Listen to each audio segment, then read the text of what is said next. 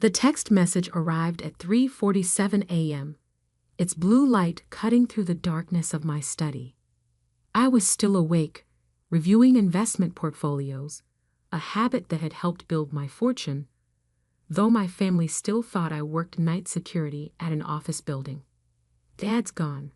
Heart attack. Don't bother coming to the funeral. Mom doesn't want you there. None of us do. Don't make this harder than it needs to be.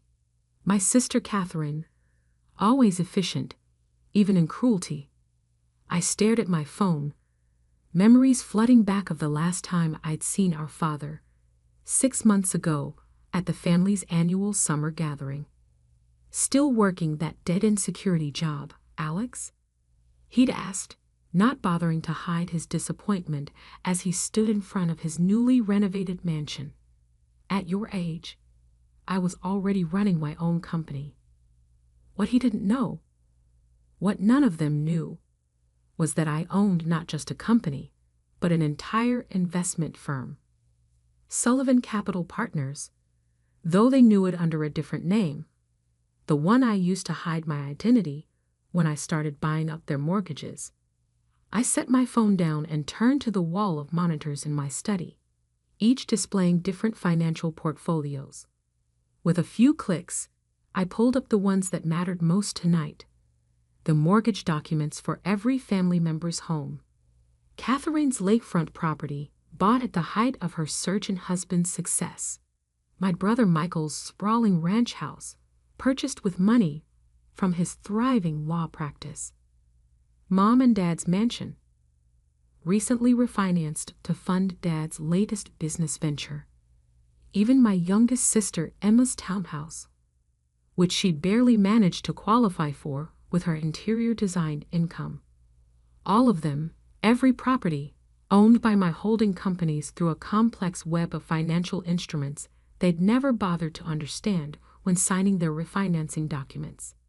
They'd been so eager to get lower interest rates, to free up cash for their extravagant lifestyles, that they never questioned why some anonymous investment firm would be so generous. I picked up a framed photo from my desk, the last family picture where I'd been included, taken 15 years ago at my college graduation. Back then, they'd still had hope that I'd make something of myself, follow in Dad's footsteps, become another success story they could brag about at country club dinners. Instead, I chose a different path. While they chased appearances, I chased fundamentals. While they bought luxury cars on credit, I took night classes in finance and investment law. While they bragged about their addresses in exclusive neighborhoods, I quietly built an empire in the shadows. Another text lit up my phone. Catherine again. Service is Thursday at Street Michaels, 11 a.m. Mom's clear about this, Alex. You showing up would just remind everyone of Dad's biggest disappointment. Honor his memory by staying away.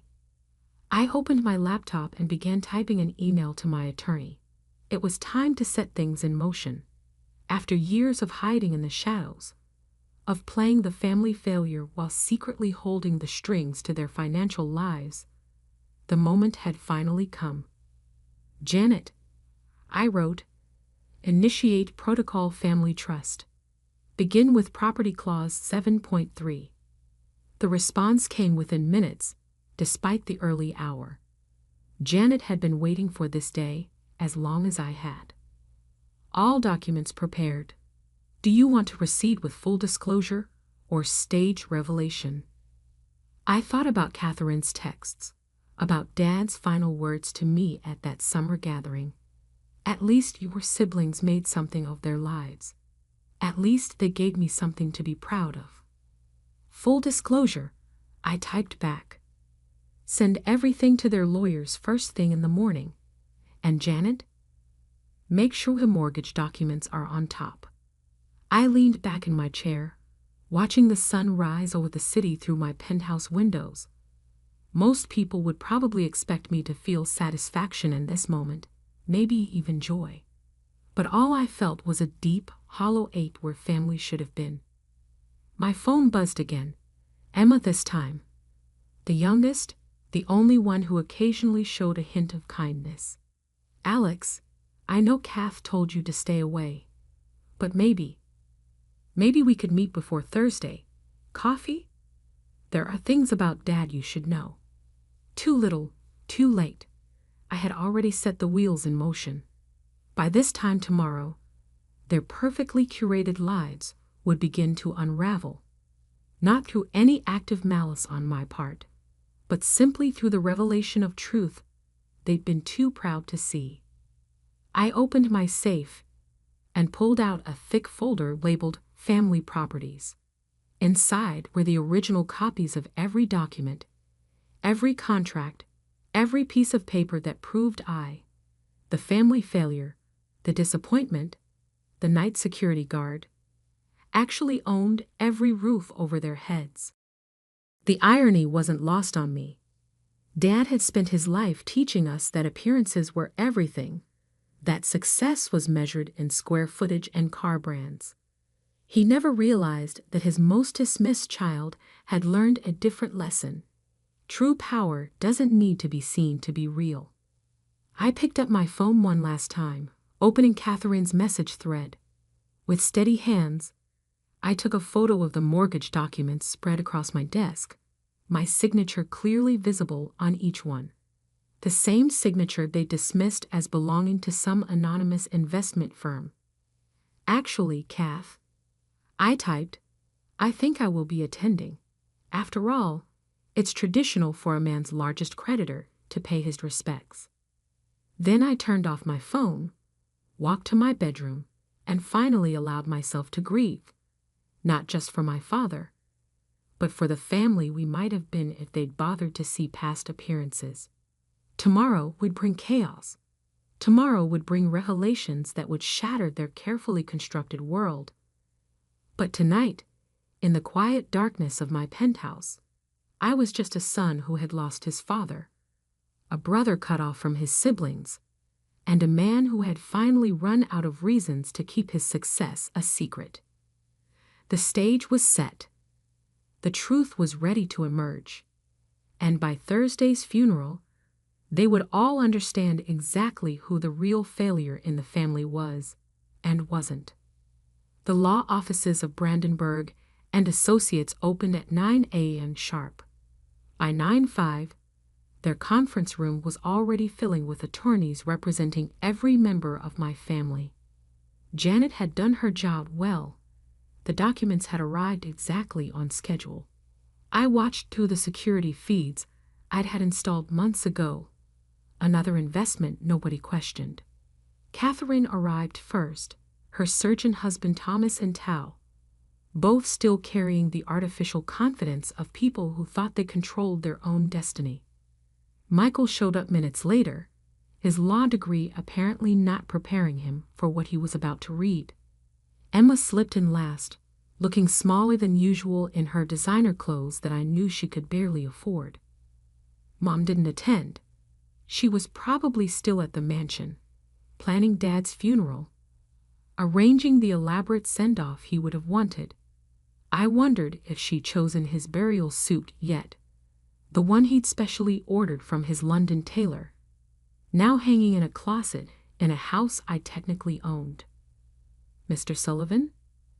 My assistant David's voice came through the intercom. They've opened the packets. I switched to a closer camera feed, watching their faces as reality sank in. Catherine was the first to react, her practiced surgeon's composure cracking as she flipped through page after page of mortgage documents. This has to be a mistake, she kept saying, her voice rising with each repetition. Check the signatures again. Michael, the lawyer, sat in stunned silence, probably recognizing the legal framework I'd constructed. He'd specialized in corporate law, but even he could appreciate the elegant complexity of what I'd built. Every transaction legitimate, every document ironclad, every signature willingly given, just not to the person they thought they were giving it to. Emma was crying quietly, clutching her phone. I knew she was trying to reach me, but my number was already disconnected. The new one would only be shared after everything was settled. My office phone buzzed again. "Sir," David said, "Catherine's husband is demanding to speak with the firm's principal. He's becoming aggressive." I smiled slightly. Thomas had always solved his problems by shouting at them. Put him through to Janet. A moment later, Thomas's voice filled my office, all bluster and threatened legal action. Janet handled him exactly as I'd trained her. "Dr. Harrison," she said calmly, "your property was legally acquired through standard market processes. The fact that you failed to verify the identity of your mortgage holder before signing the refinancing documents is, frankly, your own oversight. This is fraud," he bellowed. "Concealing ownership is perfectly legal when done through registered corporate entities." Janet cut in. "As your wife's brother, Mr. Michael Sullivan, can no doubt confirm. Now would you like to discuss payment arrangements for next month's mortgage, or shall we proceed with the default provisions?" The silence that followed was deafening. I switched camera feeds again, focusing on Michael. He had finally found his voice and was trying to explain to Catherine why they had no legal recourse. His face had taken on the gray pallor of someone watching their world collapse. My phone buzzed. Emma again, this time with a text. "Alex, please. We need to talk. I know we've been awful, but this will destroy Mom." Right after losing Dad, I almost replied. Emma had always been different from the others, less caught up in the family's obsession with status. But then I remembered last Christmas, when she joined the others in mocking my simple lifestyle and lack of ambition. She'd laughed along when Catherine suggested I serve drinks at her next dinner party, since I was used to circus work anyway. Instead of responding, I opened my laptop and began typing an email to my property management company. They needed to be prepared for what was coming. Either a flood of late payments from my suddenly humbled family members or a series of eviction proceedings. The next few hours brought a cascade of increasingly desperate messages. From Catherine, "Whatever game you're playing, stop it now. You're disgracing Dad's memory."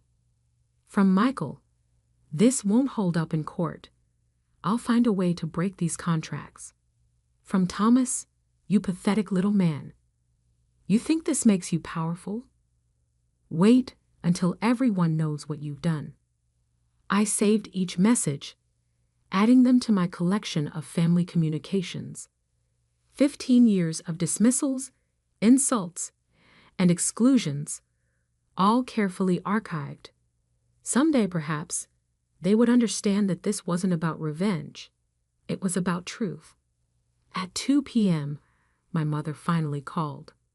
I let it go to voicemail, then listened as her voice cracked with emotion. "Alexander James Sullivan, how dare you do this? Today of all days? Your father would be so ashamed. We gave you everything, every opportunity, and this is how you repay us? By becoming some sort of a financial predator?" I saved that message too, right next to the one from last year where she told me I wasn't welcome at Thanksgiving unless I did something about that embarrassing job. Janet's voice came through the intercom again. "They're leaving the law office, sir. Would you like me to proceed with Phase 2? Phase 2, the revelation about the business holdings, because the properties were just the beginning. Over the years, I'd acquired controlling interests in Thomas's medical practice building, the strip mall where Emma's design studio rented space, and the office complex where Michael's law firm was headquartered. Not yet, I decided. Let them absorb this first. Some lessons need to be learned slowly to be learned well. I turned back to my monitors, watching my siblings emerge from the law office. They looked shell-shocked. their expensive clothes and perfect hair no longer projecting the confidence they'd worn like armor just hours ago.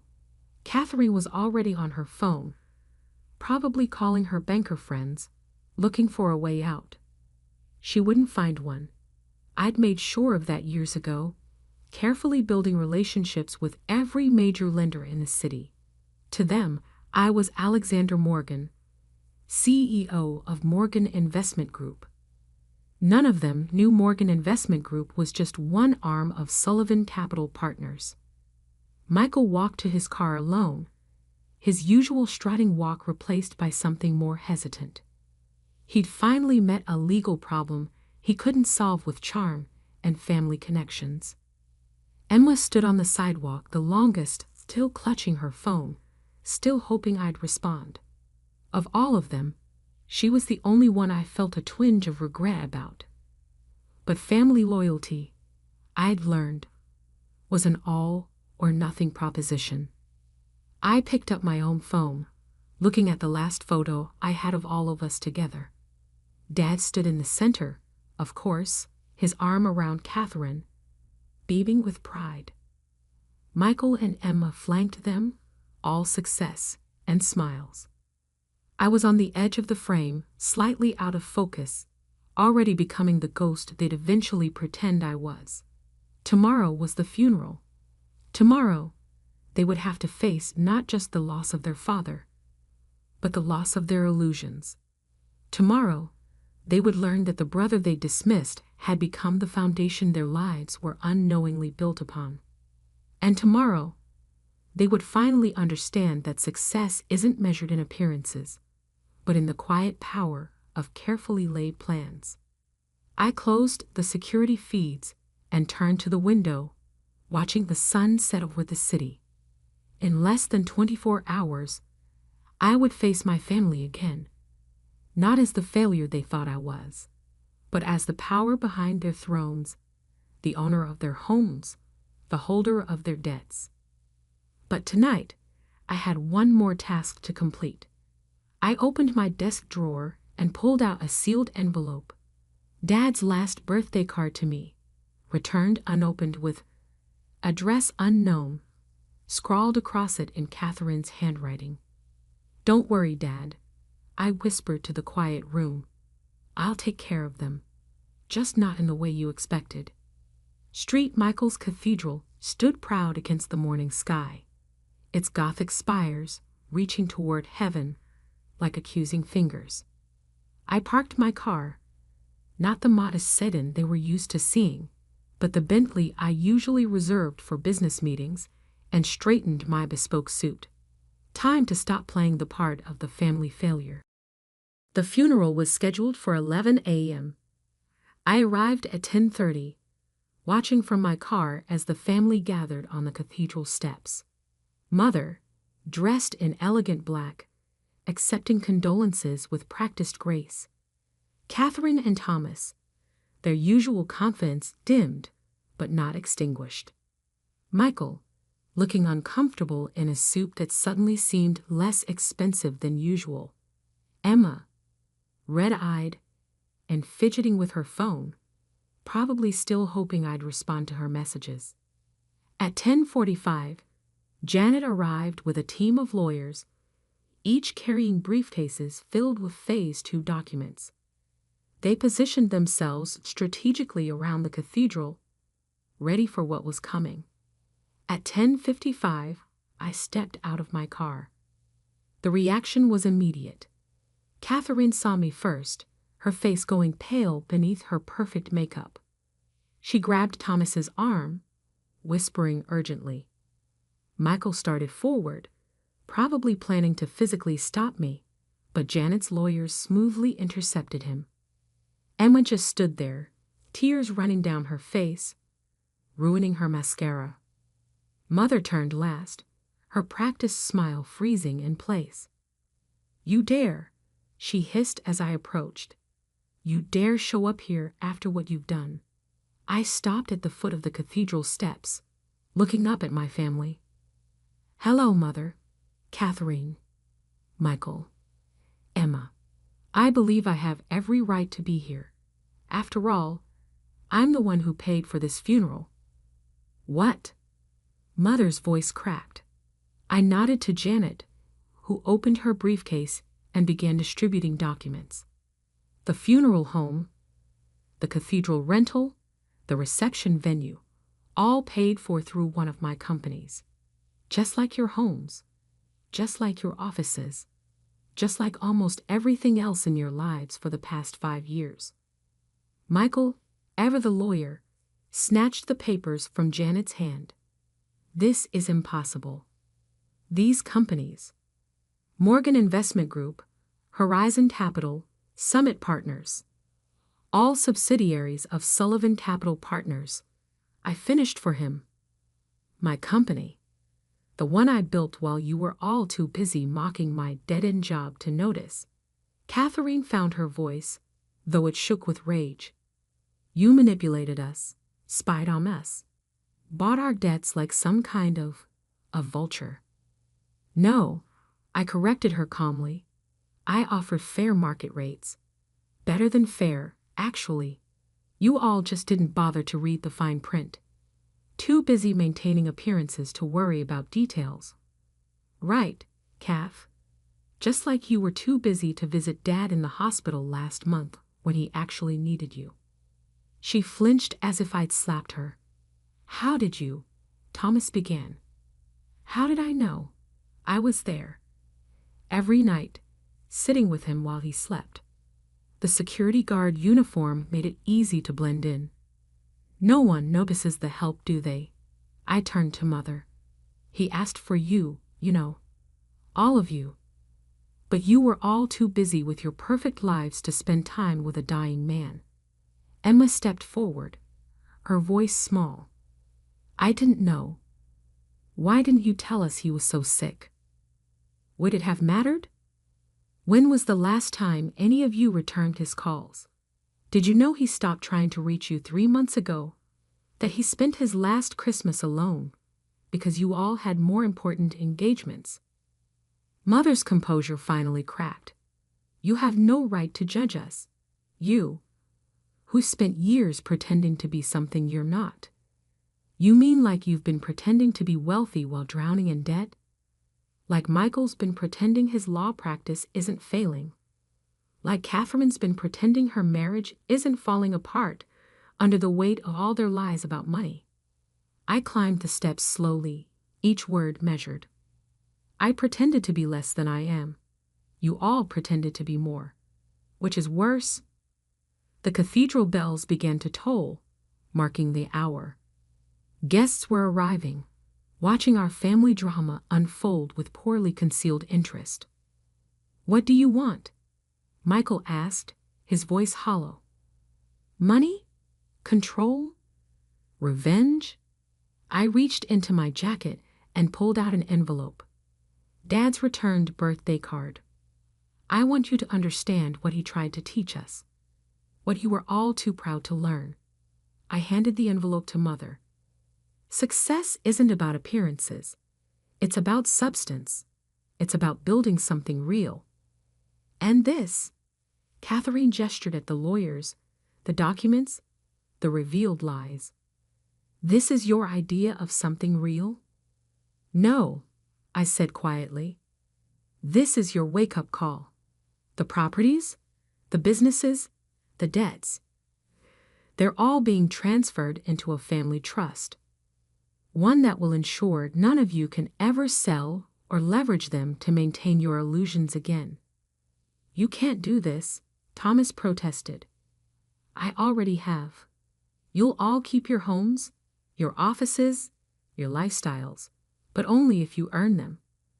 Real jobs, real work, real value. I turned to enter the cathedral. Starting today, we all live in truth.